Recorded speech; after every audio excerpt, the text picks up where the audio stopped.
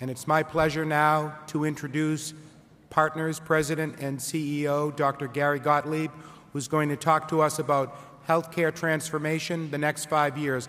Please welcome Dr. Gottlieb to the stage.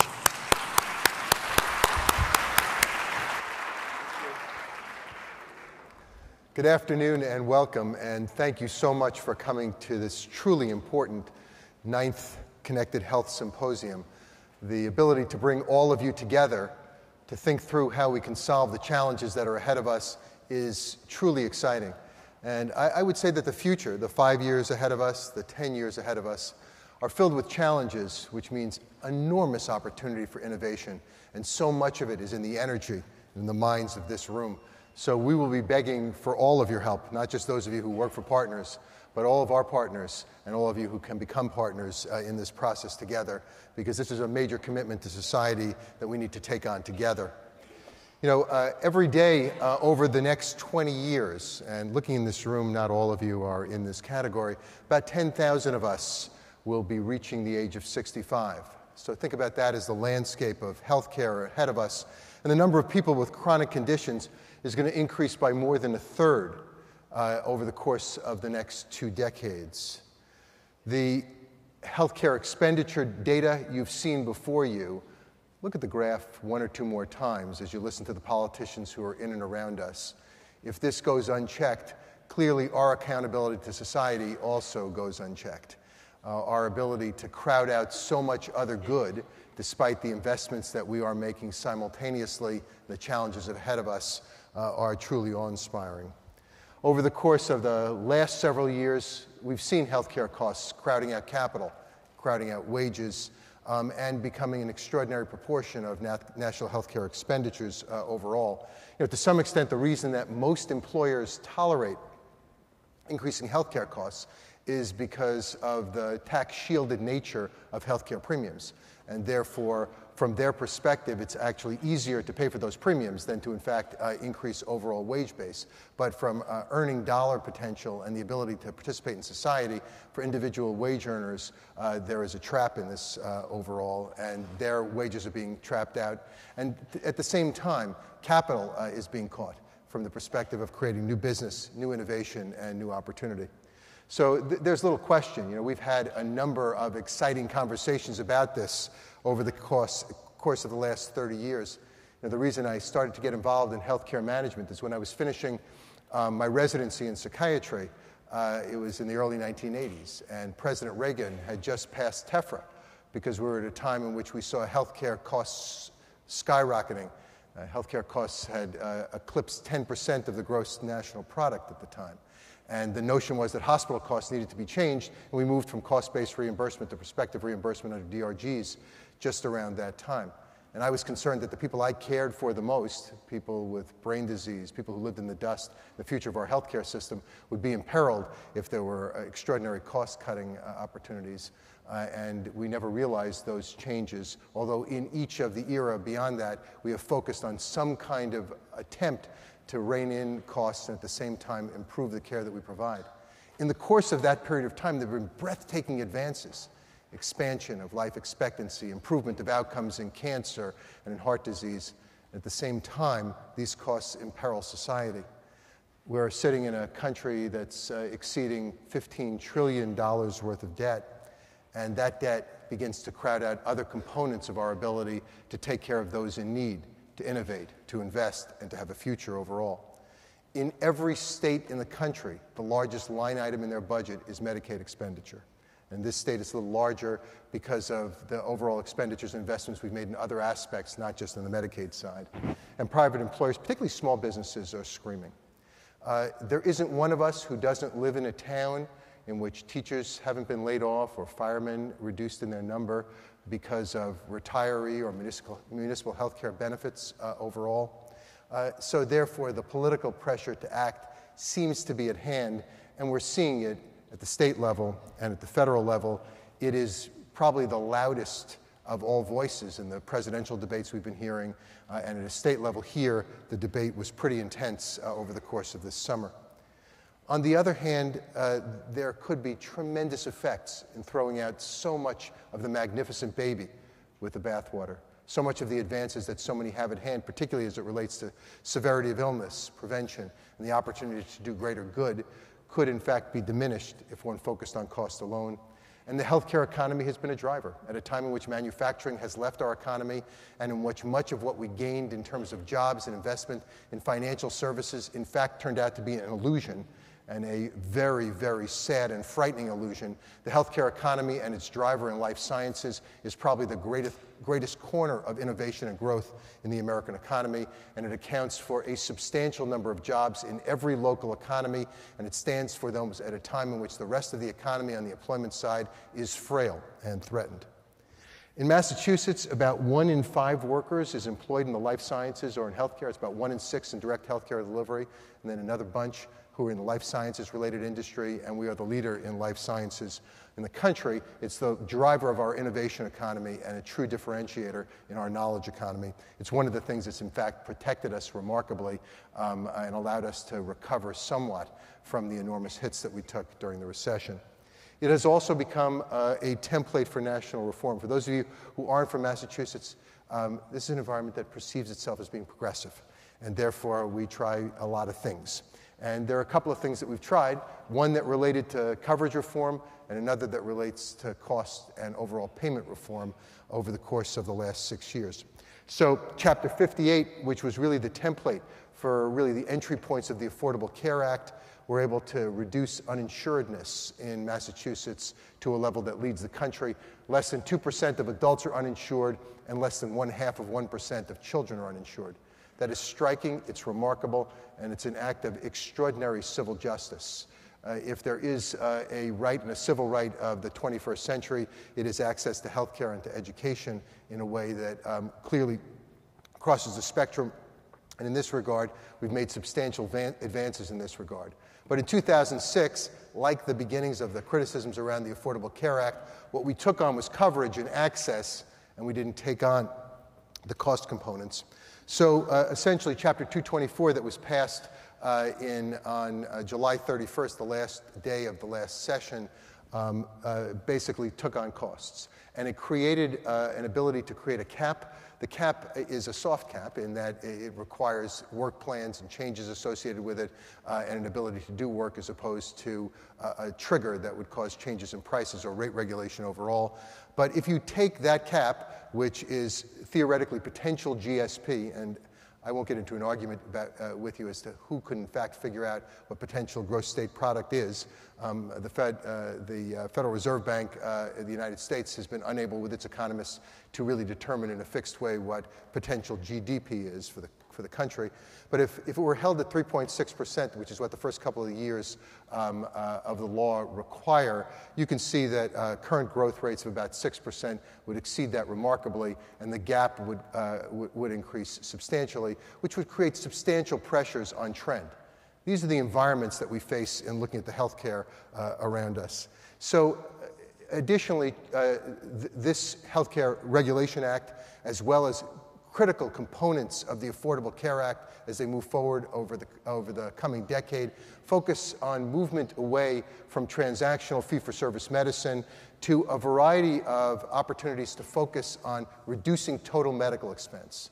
And in reducing total medical expense, to try to create a different set of incentives that theoretically focus on value, on shifting a substantial piece of risk to providers and provider groups in managing populations or episodes of care, and the ability to focus on the population that consumes the most resources, and to be able to move from ordinary, really transactional retail fee-for-service medicine to medicine that has a higher degree of cost and price sensitivity and therefore has different payment mechanisms associated with them. The paradigms that are being whispered are terms like accountable care organization, and I think that there were 1,200 people registered for this particular symposium and perhaps 785 definitions of accountable care organizations. I would tell you there isn't one of us who provides health care who doesn't want to be accountable. There isn't one of us who doesn't want to provide care, and we all are truly organizations. The question is how we're paid, what it means to be managing those populations, how we're organized, and then how patients who are the most important part of this and the populations who are pre-patients get access to the resources that we provide in a way that's defined by science, that generates information to be able to improve the care overall and that is able to reduce this trend overall. That's moved towards models like shared savings, where providers and payers or the government share both up and downside risk overall, as well as global budgets that are imposed, really the beginning of disintermediating the insurance paradigm overall, and looking at episodes of care and trying to create a payment across a spectrum so that the transaction doesn't define the payment. All about coordination, about bringing these pieces together, about every piece of what you've been thinking about in this room, sharing information on a remote basis, sharing data to be able to inform the process, and being able to share the knowledge in a consistent way of what an individual has at risk or is going on overall. And we've seen a number of insurance changes overall, basically tiered and limited networks with higher copays and deductibles, a lot of cost shifting, basically moving more costs on and creating some cost burden on the shoulder of consumers. Tiered networks which differentiate providers based upon their price, that therefore allow consumers to become considerably more price sensitive than the insurance paradigm would allow overall. Co-ops among small employer groups, so that small businesses getting together to provide the insurance function with some administrative overhead and to be able to create community rating for their groups as opposed to suffering the consequences of having small numbers on the actuarial side. And ultimately, direct provider contracting. Walmart just announced a Center of Excellence contract with 6 large providers across the country to provide specialty care in a number of areas, including cardiac surgery. And that kind of disintermediation of payers becomes increasingly associated with transfer of risk to providers. This conversation is focused on so much of what needs to be derived from connections and connected health. First, coordination. And, many people who I call friends and whose opinions I honor say that 30% of what we expend on healthcare is wasted. None of them have been able to point to which 30% that is and where they're consuming those resources overall. But we do know that the transactional fee-for-service basis of medicine creates fragmentation. It disintegrates the care. We have magnificent physicians in our system and all over this country, magnificent nurses. But if they are functioning within their office, within the walls of their office, without clear coordination among the other components of the system, they will only use the resources that appear near to them and the resources that are expedient in solving the problem and will not be able to pass data. Even with the most sophisticated electronic medical records, we all know that one has to parse through records that electronically would be as thick as those giant records that we used to get in the emergency room at a VA hospital or in a public facility, where we're looking back in years and years and starting to query natural language to be able to find that information. Without the connectedness between the patient and his or her family and their circumstance, the provider on an ongoing basis, and a series of other providers in a way that's enforced by payment but connected both electronically and programmatically, we will fail. It is the only opportunity for more effective and efficient reduction in total medical expense with higher value and better outcomes. Our measurement has been embarrassing. We are probably at chapter 2 of a 50-chapter book in being able to look at outcomes that have anything to do with what it is that patients want. Most of the data that we have look at really at process measures that are distant proxies for outcomes overall, and the interventions that we pursue based upon science sometimes are interventions that science seems to be telling us are better at the cellular or the potential survival level, but not necessarily associated with the outcomes that individual patients want from their cancer treatment, from their knee surgery, or for an intervention associated with pain. And that measurement of outcome and its association with specific inputs and the cost of those inputs is ultimately the value that we're seeking overall. And clearly, we need to seek to provide better quality and be able to do it more efficiently.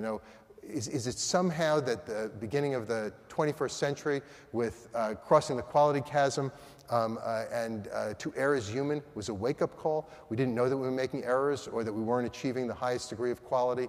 And the fact that we've put ourselves and made ourselves accountable in that regard has reduced errors remarkably, has saved lives, and will continue to, but needs to be invested in consistently and needs to be at the heart of this discussion. This discussion cannot be about cost in the absence of, first and foremost, about quality, safety, and improvement of the human condition.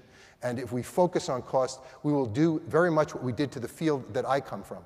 To focus on cost in psychiatry has told us that we've wanted to go from 8.5% of commercial premium in the early 1990s to 2.5% or less of commercial premium now. And at the end of the day, people still have brains, and they still live in circumstances in the society that cause them stress. And without the focus on improvement in that quality and that investment, we've lost and fragmented our way. And now when we're taking global risk, we see that all the risk is in those people with behavioral health and substance use disorders co-mixed with their medical disorders and need to start to reinvest. That is a problem that we cannot reface with every condition and every circumstance.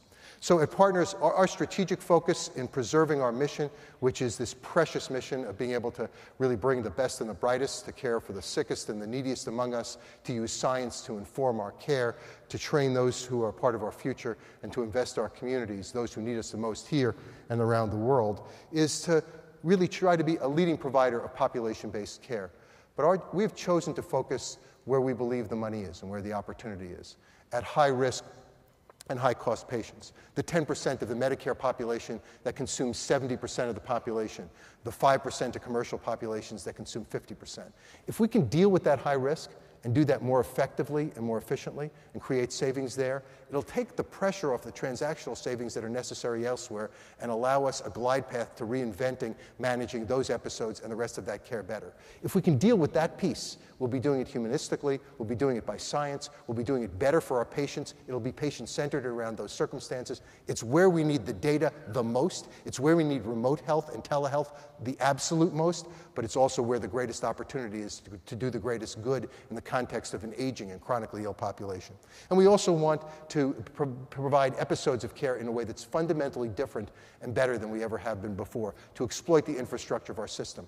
70% of what we do in a system like Partners is referral business. We have 2 magnificent academic medical centers who the only thing that they should be providing most efficiently is care that can't be provided in other venues and using their great expertise in their local venue. And therefore, we need to be able to put together, to go from the transaction, from interacting with a magnificent physician to interacting with an entire episode of care where that specialist has some financial skin in the game to help to coordinate that episode, whether it's a year of caring for diabetes, a coronary artery bypass graft, a knee replacement, over the course of that period of time with a price that can be price sensitive and appropriate to those who refer us from other networks and to patients as well, and still be able to provide even better excellence and value overall.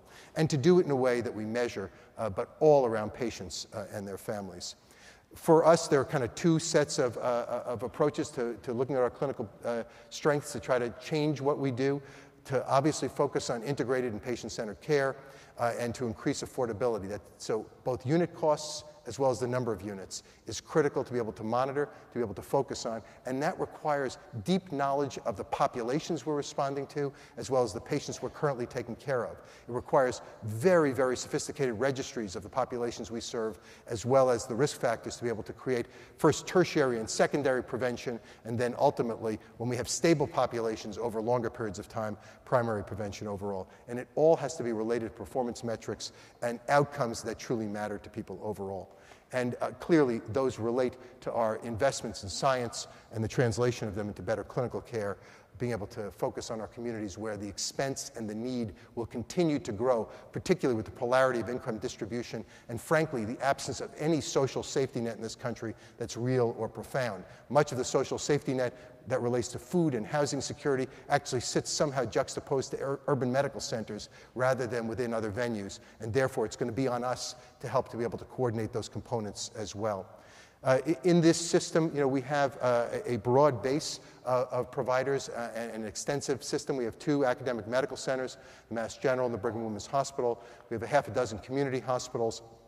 We have rehab hospitals in the Spalding's network, skilled nursing facilities, psychiatric facility, specialty care. But we have a base of primary care physicians, primary care nurses, providers of other disciplines. Each of these are magnificent, but if they operate in silos, they really will continue to promote this efficiency. They'll promote singular excellence, but no value in terms of overall outcomes, except for a transactional experience. And that kind of fragmentation that has been reinforced by the traditional fee-for-service model is not part of the future over the course of the next 5 years.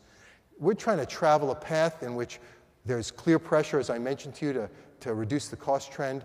We reopened our contracts and took lower increases in our rates and moved ourselves into risk contracts, the last of which was mentioned in today's paper contract that we announced today with Harvard Pilgrim. We gave back about $345 million over these contracts in terms of rate increases because essentially we knew we had to put pressure on ourselves to be able to continue to reduce costs. And we ultimately, in January 1st, moved almost in a switch to taking risk for about 500,000 people, including 50,000 in Pioneer ACO.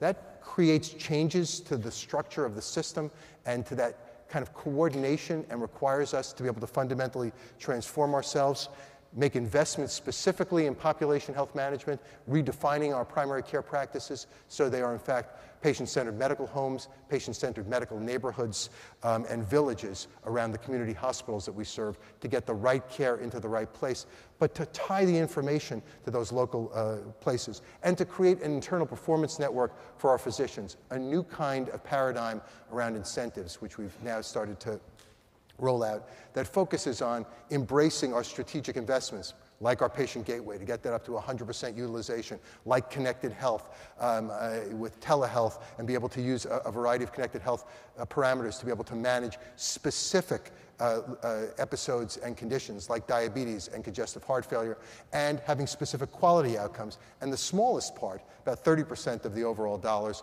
focused on more efficient utilization. So to drive a set of incentives by our values, not the insane parameters that were created in the early 1990s when all about cost and creating barriers to access was driving the way in which we tried to manage costs at that period of time.